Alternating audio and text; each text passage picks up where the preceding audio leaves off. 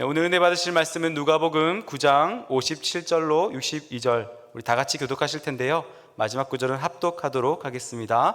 길 가실 때에 어떤 사람이 여짜오되 어디로 가시는지 나는 따르리이다.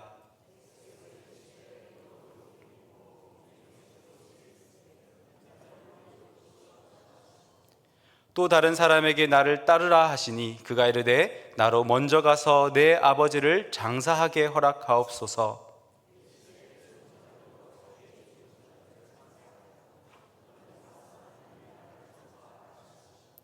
또 다른 사람이 이르되 주여 내가 주를 따르겠나이다마는 나로 먼저 내 가족을 작별하게 허락하소서. 예수께서 이르시되 손에 쟁기를 잡고 뒤를 돌아보는 자는 하나님의 나라에 합당하지 아니하니라 하시니라. 아멘. 누가복음은 예수님의 생애를 기록한 복음서로서 이렇게 평가를 합니다. 신학자 르낭이라는 사람은 이렇게 평가를 합니다. 누가복음은 사복음서 중에서 가장 문학적이고 세계에서 가장 아름다운 책이다라고 언급을 하였습니다.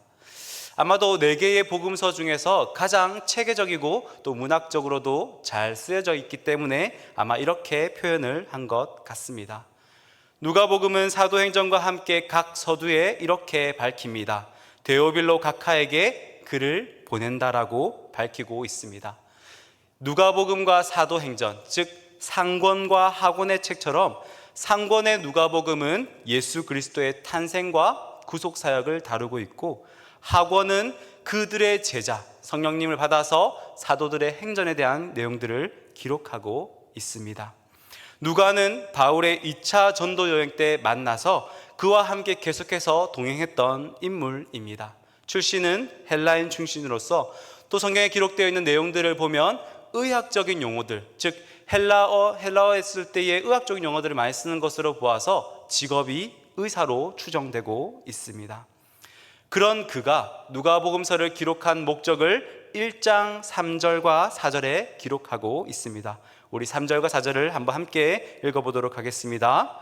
그 모든 일을 근원부터 자세히 미루어 살핀 나도 데오빌로 각하에게 차례대로 써 보내는 것이 좋은 줄 알았노니 이는 각하가 알고 믿는 바를 더 확실하게 하려 함이로라. 아멘. 이처럼 그 당시 데오빌로에 대한 추측이 많습니다. 로마 관료라고도 하고 고위 관직에 앉은 사람으로도 알려져 있습니다. 하지만 우리가 보건대 아마도 예수님을 믿고 있었던 것으로 추정할 수 있습니다. 그 당시 세계는 로마 지배 아래에 있었고 헬라 문화 중심으로 운영되고 있었습니다. 그 당시에 이 데오빌로 같은 각하가 예수님을 공식적으로 믿는다라고 말하기는 굉장히 어려운 상황에 있었습니다. 하지만 많은 이들이 말하였기 때문에 그것에 대해서 바르게 알고 바르게 믿도록 오늘 누가는 이 누가복음을 기록하였다라고 말씀하고 있습니다. 이것을 쓴 이유는 예수님의 그 생애가 그저 신화의 이야기가 아니라 인간의 역사의 중심에 오신 예수 그리스도가 바로 우리의 유일한 구주 되심을 입증하고 또 그 사실을 기반하여서 우리의 신앙이 계속해서 자라가기를 바라는 데 있었다 말합니다. 오늘 본문도 사실 마찬가지입니다. 이 말씀을 통하여서 우리 또한 예수님을 따르려면 어떠한 신앙의 기초를 쌓아야 되고 어떠한 자세가 되는지를 계속해서 살펴보려 합니다. 먼저 본문 이전에 그 배경을 살펴보면 이렇습니다. 예수님은 예루살렘에 절기마다 올라가긴 하였지만 주 활동 무대가 갈릴리 근처였습니다. 갈릴리 주방을 두루 다니면서 하나님 말씀을 전하였고 또 병 걸린 자들을 고치고 또 귀신 들린 자들을 쫓아내는 치유의 사역을 행하셨습니다. 말씀과 권능으로 하나님 나라를 선포하셨고 그렇게 죄인들을 부르시면서 그들을 사랑으로 용서하셨습니다. 예수님의 지혜와 권능은 그 당시 사람으로서는 도저히 이해할 수 없고 본 적조차 없었기 때문에 예수님의 그 놀라운 기적을 보면서 도대체 예수님은 누구시지? 저분이 메시아일까? 저분이 그리스도일까? 아니면 엘리야일까? 그렇게 궁금해하면서 의아해하면서 예수님을 하나씩 따르기 시작하였습니다. 그저 자신의 병을 낫고자 위해서 다른 사람도 있었고요. 그 앞에 있었던 오병이어의 기적을 보고 다른 사람도 있을 것입니다. 먹어서 배부른 까닭인지, 아니면 자신의 병을 낫기 위함인지, 아니면 진실로 예수님이 그리스도임을 알아서인지, 그 이유는 다양하지만 분명 여러 모양으로 나타났지만 예수님을 따랐던 것은 변함이 없었습니다. 하지만 그와 또한 반대로 예수님을 따르는 사람이 있었던 반면 예수님을 반대하는 사람도 적지 않았습니다. 그 당시 하나님의 백성으로 자처하였던 종교 지도자들은 오히려 예수님의 말씀과 이적을 인정하지 않았습니다. 오히려 예수님이 행하셨던 그 모든 것을 바알세불, 즉 귀신들의 왕인 바알세불의 힘을 빌려서 그것을 한다라고 말하였습니다. 그래서 예수님을 죽이고자 공모하였던 것이지요. 이처럼 예수님뿐만 아니라 그를 따르는 추종자들은 유대교회에서부터 출교를 시키고 그들을 잡아서 죽이게 하려고 했던 그들이었던 것입니다. 그러한 상황에서 예수님이 예루살렘으로 향한 길을 떠나고 계시는 장면입니다. 그때 예수님이 예루살렘을 갈 때에 그 제자들 또한 그 길을 따라가고 있었던 것이지요. 예루살렘으로 올라간다는 것은 그 당시에 결코 쉬운 일이 아닙니다. 마치 에스더의 고백처럼 내가 죽으면 죽으리라는 그 고백을 가지고 예루살렘으로 향하였던 길입니다. 하지만 오늘 본문에 나오는 세 사람과의 대화를 통하여서 진정으로 예수님을 따르는 자의 모습이 어떠해야 되는 것을 한번 살펴보려고 합니다. 그 당시뿐만 아니라 오늘날도 마찬가지입니다. 예수님의 제자가 된다는 것은 어떤 직업이 되어서 그 직업을 수행하거나, 아니면 종교 활동의 하나, 아니면 또 다른 문화생활의 하나의 부류로 여길 수는 안 된다는 것입니다. 예수님의 참된 제자가 된다는 것은 다른 어떤 것보다도 값진 복음의 그 비밀을 알고 그것의 가치를 알고 소유한다는 것을 말씀하는 것이지요. 이는 억지로 누가 시켜서 갈 수 있는 것이 절대 아닙니다. 오직 그 가치를 발견한 사람만이 예수님을 따를 수 있고 예수님이 죽으러 가시는 그 길도 마다하지 않고 갈 수 있다는 것입니다. 이처럼 예수님을 따르는 참된 제자는 하나님이 말씀하시는 그 말씀에 순종하고 정직하고 진실하게 반응하여 그분이 가신 길을 따라가는 자가 바로 참된 제자임을 말씀합니다. 그런데 문제는 무엇입니까? 우리 안에 이런 마음이 있다는 것입니다. 예수님이 더 좋은데요, 내가 그 정도까지는 아닌 것 같습니다. 교회를 다녀서 찬양하고 기도하고 함께 기도하는 건 너무 좋은데요, 내가 목숨을 걸 만큼 따르고 싶은 마음이 없다라고 말을 한다는 것입니다. 교회 나오니까 내 마음이 평안하고 또 교회를 다니니까 내 일이 잘 풀리는 것까지는 좋은데 내가 목숨까지는 걸고 싶지 않다는 것입니다. 그렇게 오늘 이 말씀을 통하여서 누군가에는 조금 찔림이 있을 수 있고 또 누군가에는 내 마음을 돌아볼 수 있는 시간이 되었으면 합니다. 물론 오늘 말씀이 예수님의 제자의 길은 딱 이거야 라는 것을 말하는 것은 아니지만 오늘 우리의 민낯, 우리의 신앙의 저 밑바닥을 살펴보려 하는 것입니다. 우리 인간은 사회적인 동물입니다. 그래서 우리는 흔히 민낯이 드러나는 것을 굉장히 싫어하고 두려워합니다. 사람들과의 관계에서 나의 민낯이 드러나는 것만큼 두려운 것이 없다라고 말하기도 합니다. 그래서요, 사람들이 많은 곳에 넘어지게 되면 그 아픈 것보다 부끄러움이 더 커서 후다닥 일어나는 것을 우리는 보게 됩니다. 넘어지는 것보다 더 빠른 속도로 일어나는 것이지요. 왜요? 바로 부끄럽기 때문입니다. 내 속에 있는 나의 추악함, 교만함, 그리고 욕심과 열등감, 그리고 음란한 등 이루 말할 수 없는 죄악들이 있는 것은 괜찮은데 그것이 남이 알까 두렵다는 것입니다. 우리의 신앙도 마찬가지입니다. 내가 주님을 따른다라고 말은 하지만 정작 내 삶은 예수님을 믿는 것과 믿지 않은 삶이 별반 달라 보이지 않다는 것입니다. 안 믿는 저들이 대단한 건지 아니면 믿어도 변함이 없는 내가 대단한 건지 모르겠지만 여하튼 이러한 민낯을 사람에게 들키고 싶어 하지 않는 것이 우리의 모습입니다. 목사니까 정한한 믿음이 있고 선교사니까 선교적 삶을 살겠다 말할 수 있겠지만 이런 것을 기대하시겠지만 저 역시도 제 민낯이 드러날까 두렵습니다. 그런데 오늘 이 본문 예수님과의 대화에서 오늘 세 사람의 그 민낯이 드러나는 것을 보게 됩니다. 먼저 첫 번째 사람과의 대화입니다. 우리 57절 말씀을 함께 읽어보도록 하겠습니다. 길 가실 때에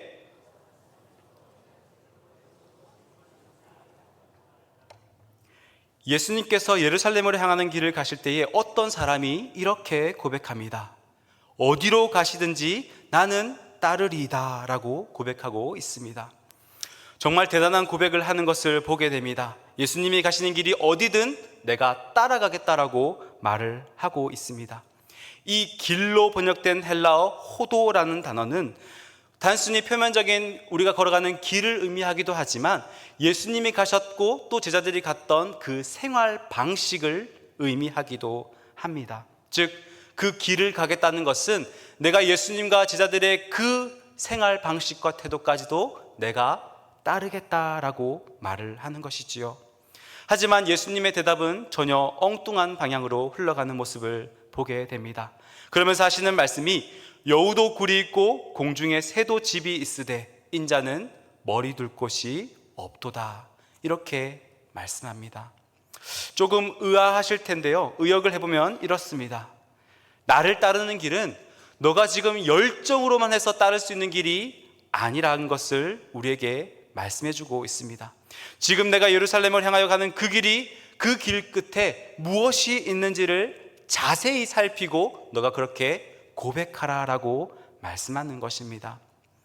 오늘 읽은 본문 이전 사마리아에서는 예수님을 배척하였습니다. 그런데 오늘 이 한 사람은 제자인지 모르겠지만 이 한 사람은 바로 예수님을 어디든지 따르겠다라고 고백하고 있는 것입니다. 그는 열광적으로 예수님을 따르고자 하였으나 놀랍게도 예수님은 그 고백에 제동을 걸고 있습니다. 예수님을 따르는 삶은 단순히 우리의 감정만 앞선 것이 아닙니다.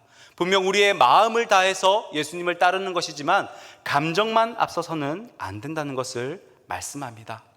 이는 마태복음 병행구절에서 이 마태는 이 사람이 어떤 사람인지를 밝히고 있습니다. 바로 서기관이라 기록하고 있습니다. 그 당시 서기관이라면 어떤 인물일까요? 구약에 능통하고 또 율법의 선생 중에 선생이고 또한 그 학식과 재력과 권력에 있어서 유대사회 최고에 있는 상위층에 있던 사람이었습니다. 유대 왕국에 의해서 자격까지 주어져서 얼마든지 말씀을 가르칠 수 있고 또 그 모든 것들을 다 권위를 누렸던 자입니다. 서기관 대부분은 바리새인이었고 또한 이들 또한 예수님에 대해서 대부분 반대하는 입장이었습니다. 그런데 이 서기관은 달랐다 말합니다. 그러한 상황에서도 예수님을 끝까지 따르겠다라고 말을 하는 것입니다. 하지만 예수님은 어쩌면 이 서기관의 민낯을 아셨던 것 같습니다. 이 서기관의 마음 안에는 무엇이 있었냐면요, 이때까지 내가 누리던 그 안락한 상황에서 신앙생활을 하였는데 예수님을 믿으면 조금 더 좋은 것을 꿈꾸었던 것입니다. 그렇기에 예수님께서는 그 편안함과 그 안락함이 익숙하였던 자에게 어찌 아무런 각오도 없이 십자가의 길을 따를 수 있겠냐, 이것을 묻고 있는 것입니다. 그저 안락한 삶과 고통 없는 삶을 꿈꾸고 예수님을 따르는 것이 결코 아니다, 그렇기에 이렇게 말씀하고 있는 것이지요. 이는 마치 군인이 멋진 제복을 입고 나왔을 때에 와, 멋있다 라고 말하는 것과 같습니다. 소방관이나 경찰관 또한 이 제복을 입었을 때의 그 멋짐이 아주 훌륭하다는 것이지요. 하지만 군인과 그 사람들은 나라와 가족의 안위를 위해서 자신을 내려놓고 어찌 보면 자신의 목숨까지도 걸고 전쟁터에 있는 사람이라는 것입니다. 그렇기에 군인은 언제나 위험과 고통이 수반되는 직업입니다.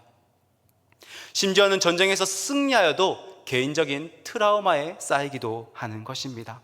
그런데 마침 예수님의 제자가 된다는 것은 이 모든 것을 뒤로하고 멋있게 차려입은 제복에만 열광하는 모습과 같다는 것입니다. 그리스도인의 군사라면, 그리스도의 군사라면 우리 또한 자신을 부정하고 어찌 보면 치열한 영적 전쟁 가운데서 우리는 총알바지가 될지도 모릅니다. 이처럼 예수님을 따르는 군사의 삶은 고통과 인내의 삶을 살고 또한 군인으로서 매일같이 훈련받아야 합니다. 하지만 이 서기관의 민낯은 수많은 이적들과 그 놀라우신 예수님 사이에서 함께 교제하고만 싶었던 것입니다.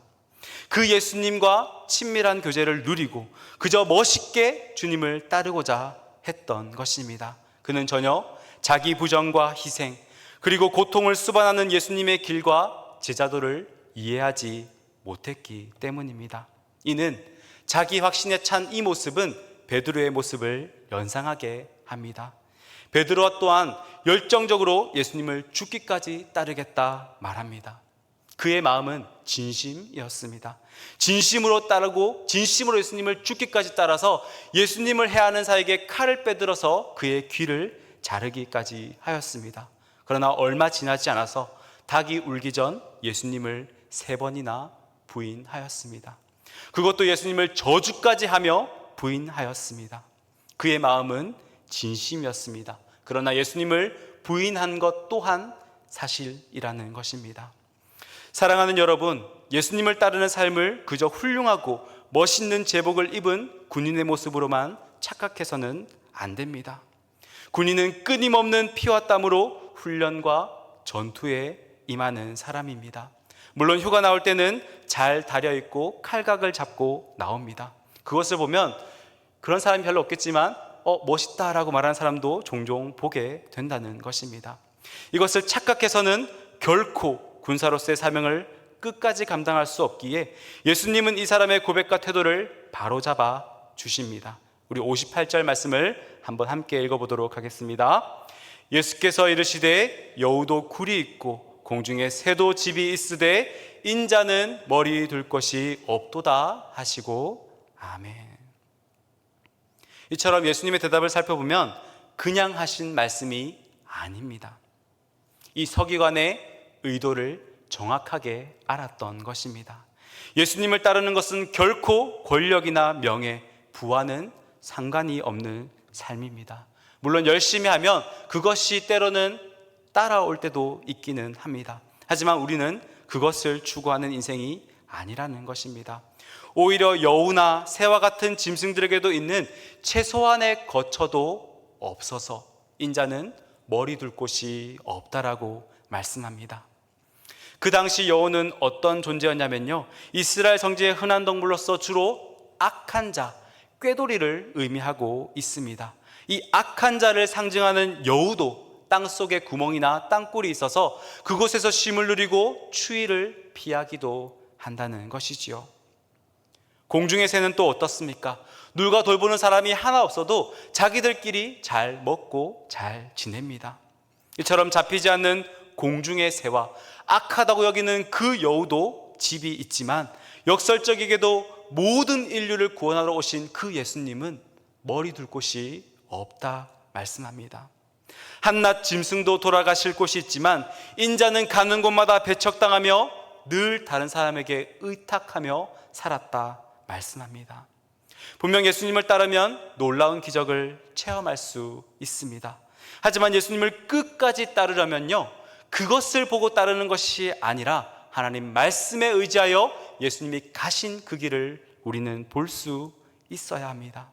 이 땅에서의 안정과 출세 그리고 대단한 보상과 영광을 바랄 수 있지만 예수님을 따르는 길은 결코 그러한 길이 아닙니다.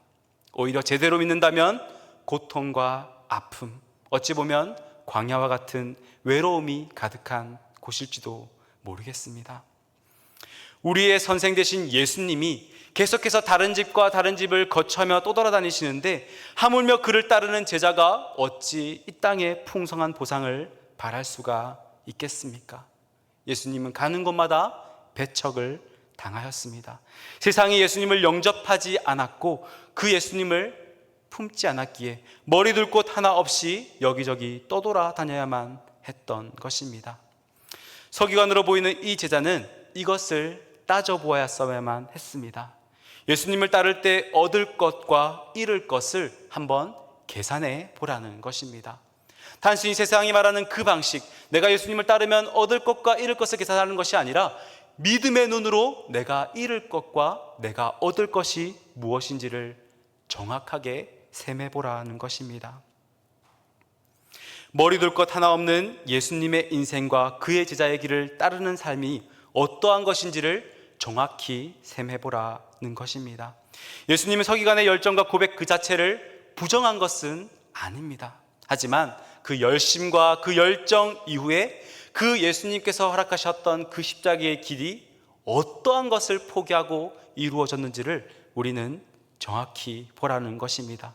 이는 우리의 신앙이 결코 뜬구름을 잡거나 막연한 것이 아니라 진정으로 제자의 길을 가는 것이 무엇인지를 바르게 알라 말씀합니다. 이러한 믿음의 길을 걸으시는 저와 여러분이 되시기를 주님의 이름으로 축복합니다. 이어지는 두 번째 사람과의 대화입니다. 59절 말씀입니다. 또 다른 사람에게 나를 따르라 하시니 그가 이르되 나로 먼저 가서 내 아버지를 장사하게 허락하옵소서라고 말합니다. 59절에 나오는 또 다른 사람, 그는 아마도 제자 중에 한 사람으로 여겨집니다. 앞에 있는 열정적인 사람과는 대조적으로서 미온적인 반응을 보이고 있습니다. 그래서 예수님은 그 사람을 정확하게 아시고 이렇게 말씀합니다. 나를 따르라.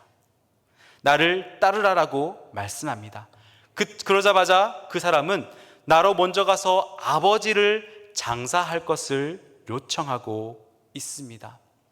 아버지가 돌아가셨는지 아니면 이제 곧 돌아가실지에 대해서는 정확하게 알 수 없지만 이처럼 부모를 봉양하고 그 부모님의 장례를 치르고 예수님을 따르겠다라고 말합니다.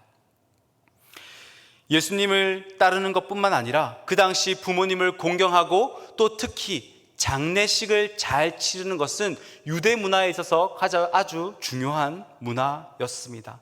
이스라엘 유다 문화에서는 특히 자식의 도리로서 다할 수 있는 것은 그 장례를 정말 성심성의껏 치르는 것에 있다 말합니다. 실제 장례식 또한 최후 부활에 대한 믿음의 확증이고 또 성도들의 마땅한 규정이며 그 율법에도 기록되어 있습니다. 이처럼 부모의 장례는 아주 소중한 것이지요. 이 사람은 부친의 부고를 불순한 의도로 사용하기 위한 것이 아닙니다. 그렇다고 해서 부모에 대한 책임도 가볍게 하라는 뜻도 아닙니다. 그러나 그리스도의 부르심에 즉각 순종하지 못하는 그 이유로 되고 있는 것입니다. 예수님의 제자라면 어찌 보면 그 부모님의 장례보다 더 중요한 것을 따라야 함을 말씀합니다. 조금 너무하다는 생각이 드십니까?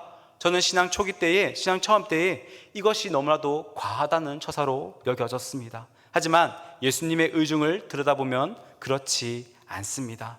우리 60절 말씀을 함께 읽어보도록 하겠습니다. 이르시되 죽은 자들로 자기의 죽은 자들을 아멘.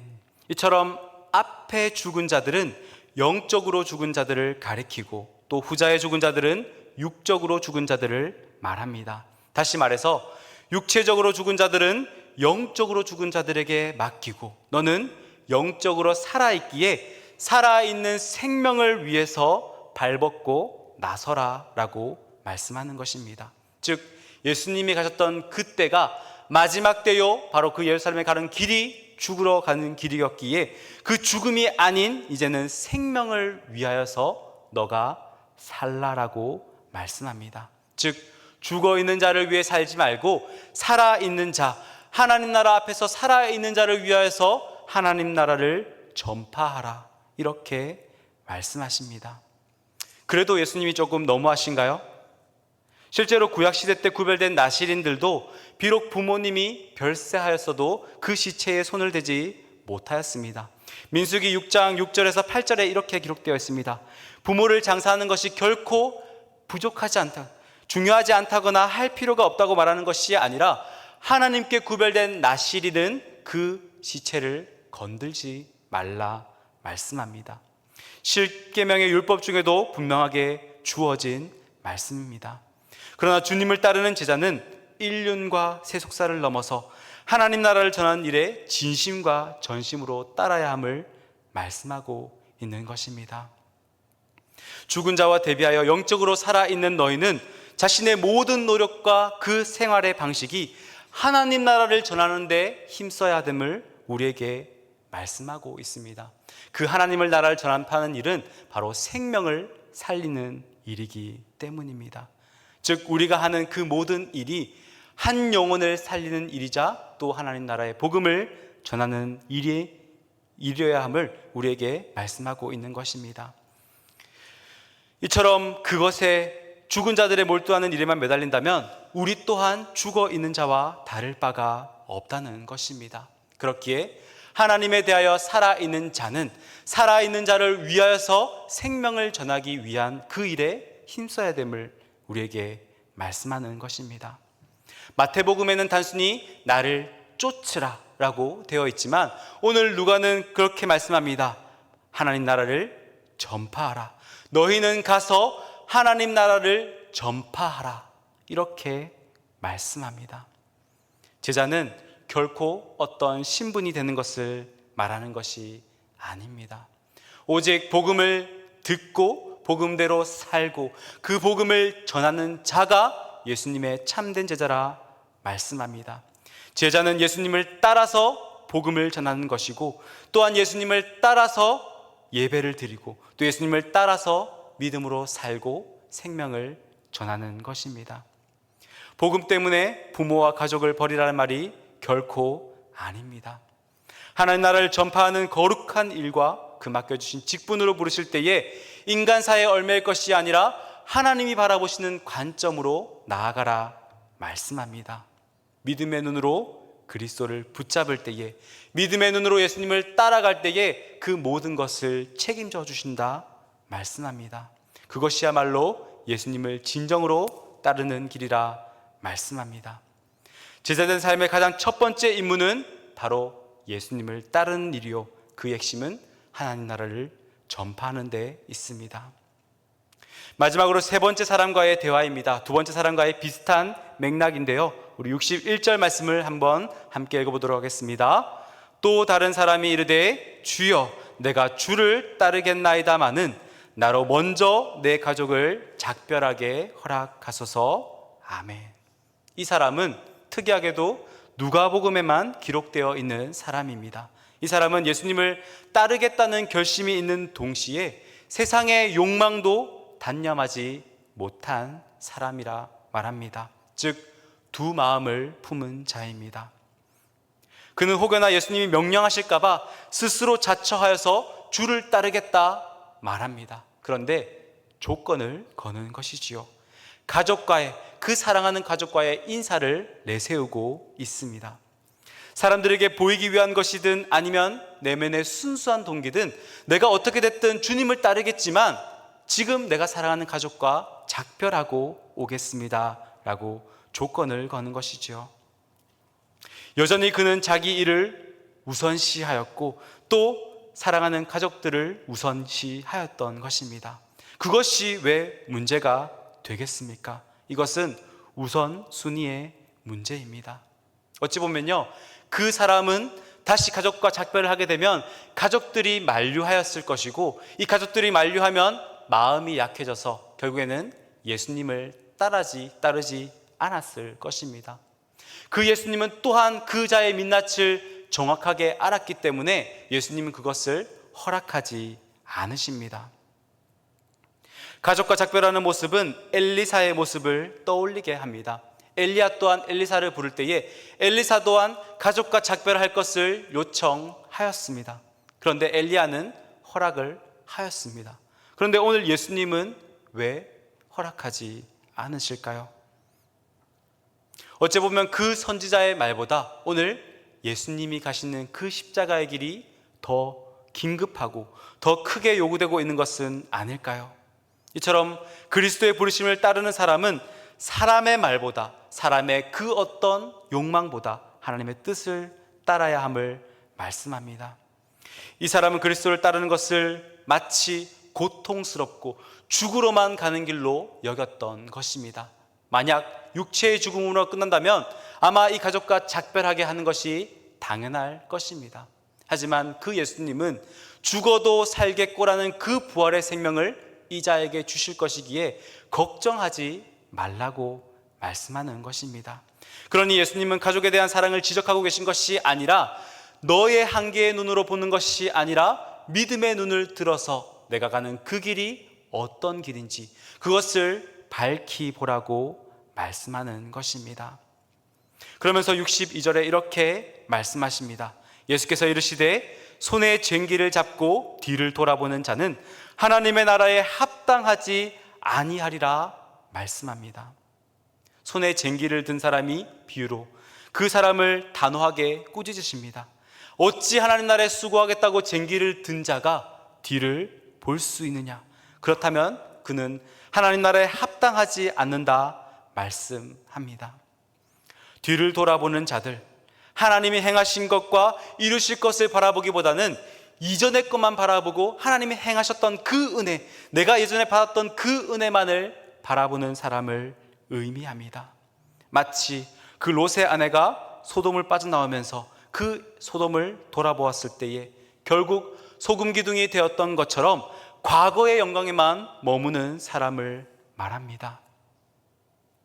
손에 쟁기를 든 자는 뒤를 돌아보는 것이 아니라 그 쟁기를 들고 내가 일할 것과 하나님이 이루실 것들을 기대하는 마음으로 그 앞을 바라보아야 합니다.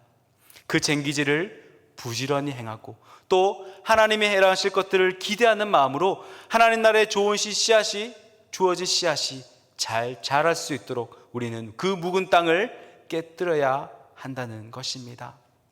쟁기를 잡은 자는 그 일을 해내기 위해서 뒤돌아보는 인생이 아니라 끝까지 나와 함께 하시고 예수님이 먼저 가신 그 길을 따라가는 삶이어야 합니다. 사랑하는 성도 여러분, 우리가 만약 예수님을 만난다면 우리에게는 무슨 말씀을 하실까요? 나를 가장 잘 아시는 예수님, 나를 지으신 그 하나님이 그분이 나에게 나를 따르라 말씀하신다면 과연 나는 믿음으로 따를 수 있을까요? 아니면 오늘 이와 같이 핑계를 댈까요? 열정으로 가득 찬 것은 좋지만 예수님을 따르는 길에 아무 대가가 없는 삶은 아닙니다.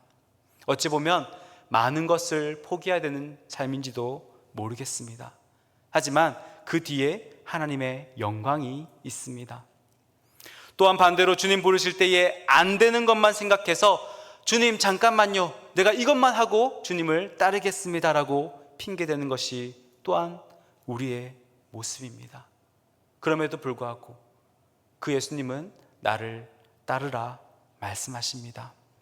우리 또한 부모의 장사로 또 사람이라면 마땅히 행해야 될 도리와 대소사를 핑계댈 수가 있습니다.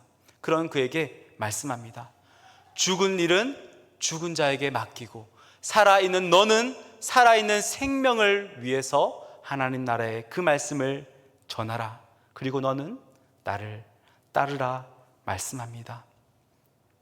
육체의 죽음이 끝이라면 아마 이보다 더 불쌍한 사람이 없을 것입니다. 그러나 그 십자가의 죽음 뒤에 그 부활의 생명, 그 영원한 생명, 영생을 우리에게 주셨고 우리는 이미 그것을 받은 자입니다. 무엇이 생명을 살리는 일일까요? 바로 예수님을 따라 복음을 전하며 예수님을 따라 예수님 바라보시는 그곳에 가고 예수님 바라보시는 그 영혼을 일으켜 세우고 또 그렇게 하나님께 영광 돌리는 삶인 줄 믿습니다. 손에 쟁기를 들고 뒤돌아보는 자는 하나님 나라에 합당하지 않습니다. 이것은 돌아가라는 말이 아니라 다시금 힘을 내서 주님을 따르라 말씀하는 것입니다. 예수님을 따르려면 예수님이 가신 길, 그 길을 먼저 우리는 자세히 살피고 그것을 계산하여 보고 결국에는 그 이루실 것들을 기대하고 기도하는 마음으로 나아가면 되는 것입니다. 두 마음이 아니라 걱정과 염려가 아니라 믿음으로 따를 때에 하나님께서는 그 모든 일을 이루어 가십니다. 오늘 또한 이 말씀을 통하여서 오늘 나에게 주시는 말씀을 통하여 각자 자신의 그 삶과 신앙의 민낯을 살펴서 진실로 예수님을 따르기를 원합니다. 말씀을 맺습니다. 예수님이 가시던 그 길은 지금 당장 눈에는 보이지 않습니다. 하지만 장차 그 어떤 것과도 비교할 수 없는 영광을 우리에게 약속하십니다. 그 영광을 위해서는 때로는 고난과 아픔, 저주의 자리, 멸시와 천대의 자리로 나아가야 될지도 모르겠습니다. 왜냐하면 예수님이 그 길을 가셨기 때문입니다. 험난하고 고통스러운 길을 갈 때에 죽기까지 자신을 낮추셨고 결국에는 십자가에서 우리를 대신하여 자기의 그 목숨까지 내어 주셨습니다. 그를 따르는 제자라면, 그를 따르는 그리스도인이라면 우리 또한 그 예수님이 가셨던 그 길을 따라가야 하지 않을까요? 우리 또한 그 길을 따른다 결단할 때에 그 길을 가는 것을 결코 그 누구도 그 어떤 것도 막을 수 없습니다. 그렇기에 그 예수님을 끝까지 따라가는 저와 여러분이 되시기를 주님의 이름으로 축복합니다.